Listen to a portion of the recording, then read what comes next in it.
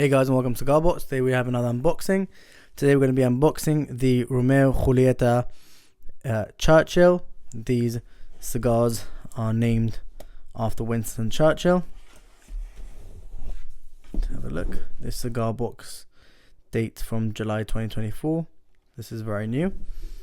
I purchased these cigars from the La Casa de Havana in Switzerland, in Nyon.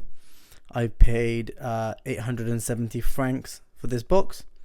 So the box of 25. Let's open up and have a look. As you can see, this is standard in every box. This is from Cuba. And then this is, just like in England we have Hunters and Francois, in Switzerland they have Intertabac, which is the Swiss quality control, and they ensure that all the cigars are passed through them have another layer of quality control. And the reason being is that when they come from Cuba, they don't have such good quality control there, and some things can be shipped broken. As you can see, these are the cigars. They are 47 ring gauge by 7 inch. That's a quick and easy way to remember the size of them.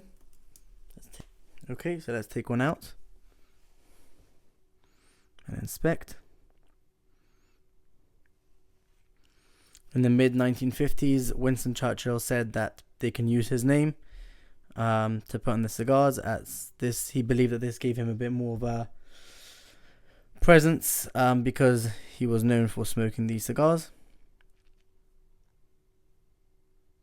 These are long filler cigars, medium strength, with a smoking time around an hour and a half, I believe. Again, but this all depends on how quick you smoke. And just look at the colors of these. These are incredible. I can't wait to crack this open and have a smoke. These obviously will stay in a humidor for a little bit until they age and they become better, but I don't think I'm going to wait that long. I think I'll be cracking one open sooner than I hope to. Anyway, if you guys like this video, please like, share and subscribe. We'll see you in the next one.